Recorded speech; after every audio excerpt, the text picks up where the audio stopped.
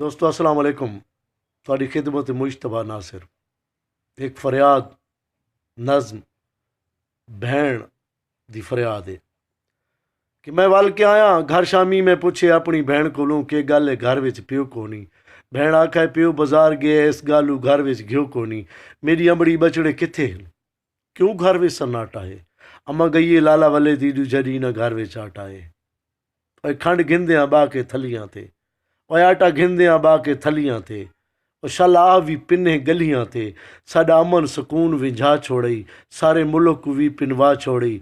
तेरी अपनी भी कोई धी होवे साडे वांगू तेरे घर सी होवे और तेरी माँ भी होवे लैण दे विच शाला बचड़े मरनी ऐण दे विच। साडे सारा मुल्क पट्टू हैं सानू कर्जा तले सट्टू हैं। असां तेनू मार भजावना है असां रब कोलू तरला पावना है असां अपना मुल्क बचावना है।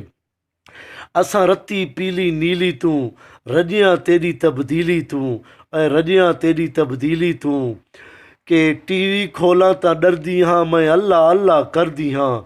हर घर विच डाका चोरीए हर घर विच डाका चोरीए हुकूमत सीना जोरीए हर घर विच रोवना धोवना है असां के तई लाला रोवना है असां के तई लाला रोवना है। कैद खाना मेकू घर लग दई लाला बाहर नवान मेकू डर लग दई। मैं लाला बाणे ना मंगदी सोने दे गाने ना मंगदी घर गैस न बिजली कोला है लाला 90,000 तू तोला है। गल मुकदी है मैं पर नींदी ना अरमान किसे दी थींदी ना। मैं रब को तरला पावना है नानू मार बजावना है मैं अपना मुल्क बचावना है मैं अपना मुल्क बचावना।